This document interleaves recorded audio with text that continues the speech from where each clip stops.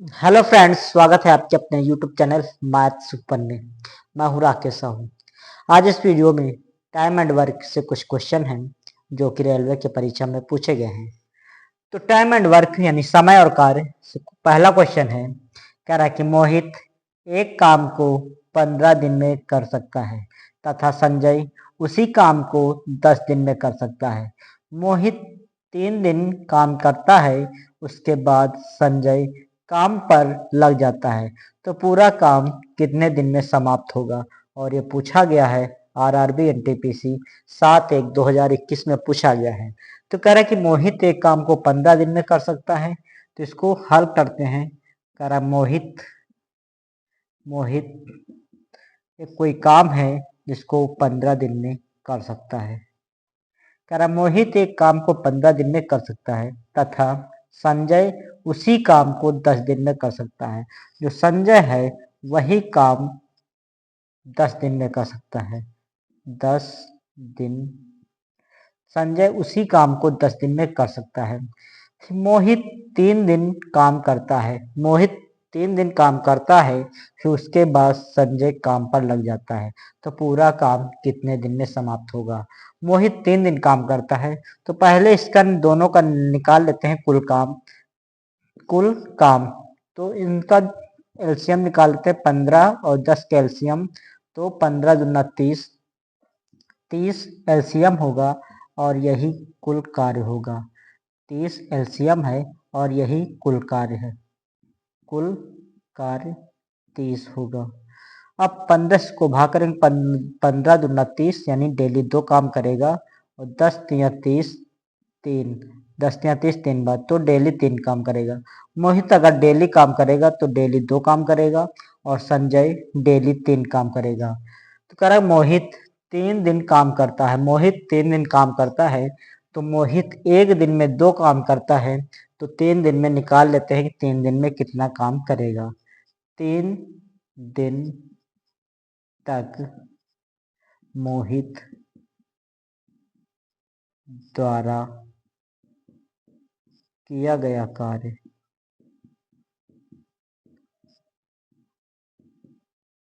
3 दिन तक मोहित द्वारा किया गया कार्य। मोहित एक दिन में 2 काम करता है और वो 3 दिन तक करता है, तो 3 से गुणा कर देंगे, पता चल जाएगा कितना काम किया। तो 3 दिन में मोहित 6 काम किया। 3 दिन में मोहित 6 काम किया। कुल काम 30 है, उसमें से 6 काम कर चुका है, तो हम शेष काम निकाल लेंगे कि 3 दिन के बाद कितना काम बचा है। शेष काम शेष काम शेष काम निकाले। कुल काम हमारा 30 है, इसमें से 3 दिन में 6 काम हो गया, निकाल देंगे तो बचेगा हमारा 24। 24 काम अभी शेष बचा है। कह रहा है कि मोहित 3 दिन काम करता है, उसके बाद संजय काम पर लग जाता है।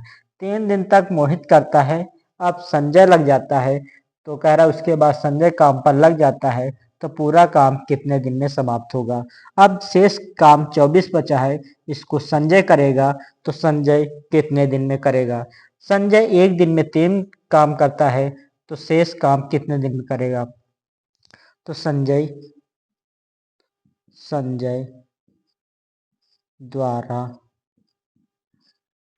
किया गया शेष कार्य संजय द्वारा किया गया शेष कार्य निकाल लेते हैं। शेष कार्य बचा 24, जबकि संजय एक दिन में 3 कार्य करता है, तो एक दिन के कार्य से भाग कर देंगे, पता चल जाएगा संजय कितने दिन में करेगा। तो 3 × 8 दिन, यानी कि संजय करेगा तो 8 दिन में वो कार्य समाप्त कर देगा, और यही आपका आंसर होगा।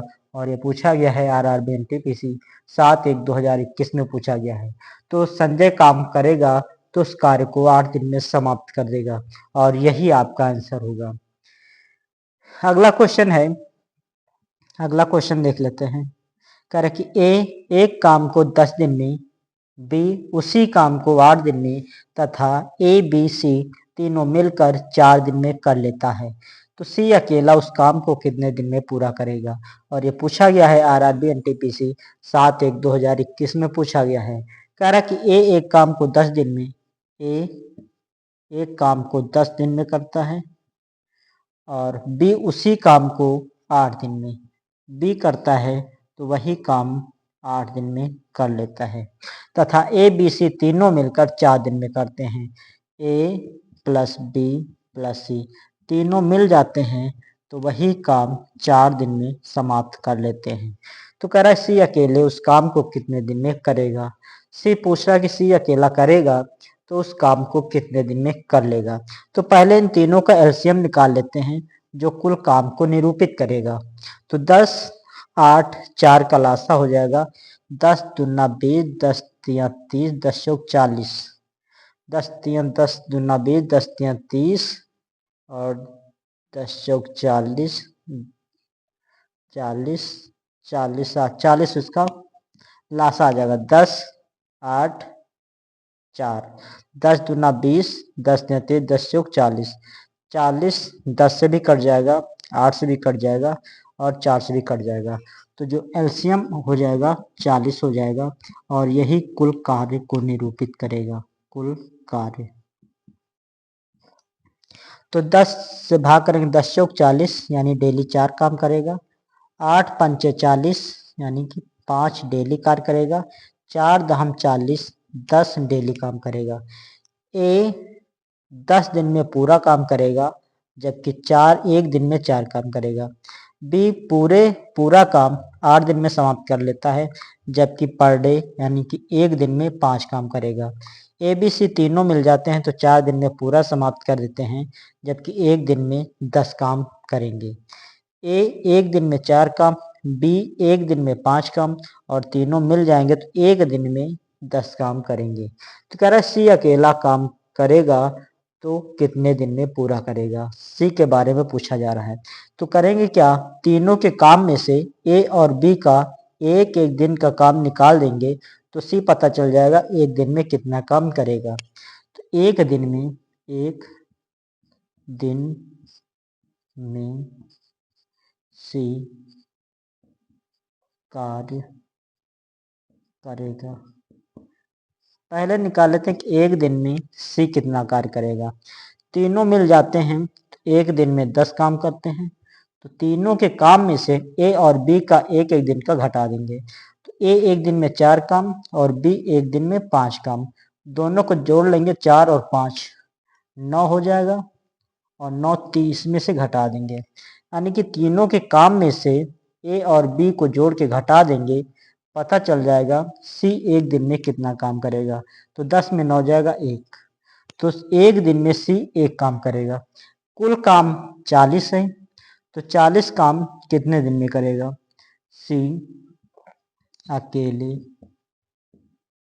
करेगा, सी अकेले करेगा काम। कुल काम हमारा 40 है जबकि सी एक दिन में एक काम करता है तो 40 काम के लिए हम एक दिन के काम से भाग कर देंगे, तो भाग कर देंगे तो यही हमारा 40 आ जाएगा। तो कह रहा सी अकेले उस काम को कितने दिन में करेगा, तो वो 40 दिन में कर देगा, 40 दिन में कर देगा और यही आपका आंसर होगा। तो सी अकेला करेगा उस काम को तो 40 दिन में समाप्त कर देगा और यही आपका आंसर होगा। और ये पूछा गया है आरआरबी एनटीपीसी 7/1/2021 में पूछा गया है।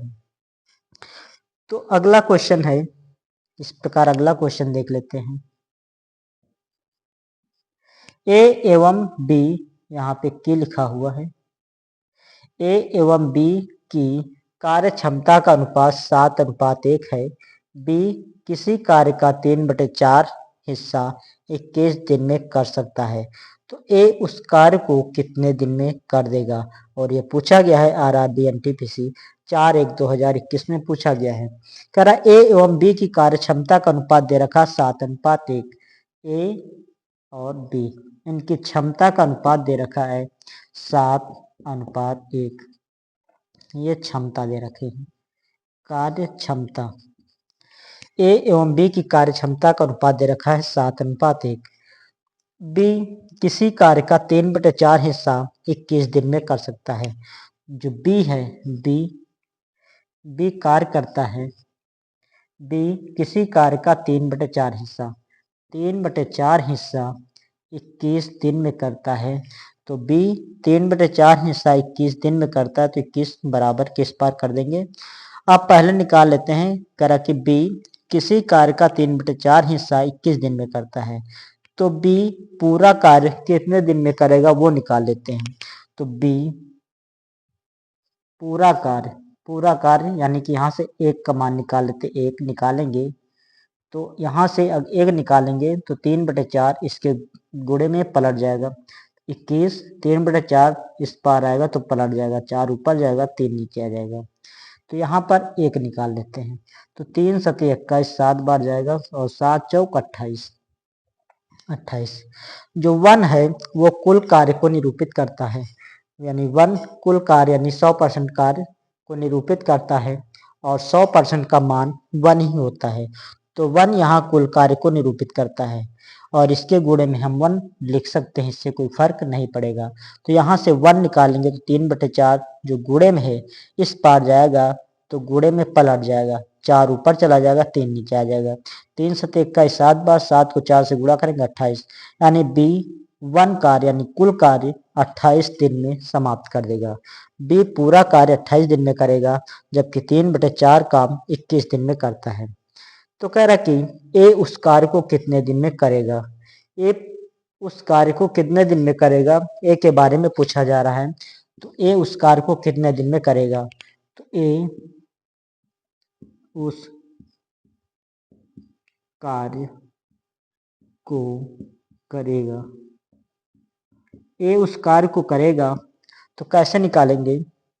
तो यहाँ पे बी का डे दे रखा है, यानी बी पूरा काम 1 यानी पूरा काम 28 दिन में समाप्त करता है। तो 28 दिन में समाप्त करता है बी, तो बी की क्षमता से हम गुणा कर देंगे 28 गुणे 1, 28 गुणे 1। बी का यानी बी पूरा काम 28 दिन में समाप्त कर सकता है और बी की क्षमता दे रखी 1, तो बी की क्षमता से गुणा कर दिया। कह रहा है ए उस काम को कितने दिन में करेगा, ए के बारे में पूछा जा रहा है। तो ए की क्षमता से भाग कर देंगे, ए की क्षमता 7 दे रखी है, इसको हम 7 से भाग कर देंगे तो 7 चौक 28, 4 एकम 4। तो ए उस कार्य को करेगा 4 दिन में, तो 4 दिन में ए उस कार्य को समाप्त कर देगा और यही आपका आंसर होगा। और ये पूछा गया है RRB NTPC 4/1/2021 में पूछा गया है। तो कह रहा ए उस कार्य को कितने दिन में कर देगा, तो ए उस कार्य को 4 दिन में समाप्त कर देगा। तो कुछ क्वेश्चन थे टाइम एंड वर्क से जो कि रेलवे की परीक्षा में पूछे गए थे। तो ओके मित्रों, आज का वीडियो यहीं तक रखते हैं, फिर मिलते हैं नेक्स्ट वीडियो में। वीडियो पसंद आए तो लाइक कीजिए, चैनल को सब्सक्राइब कीजिए। धन्यवाद।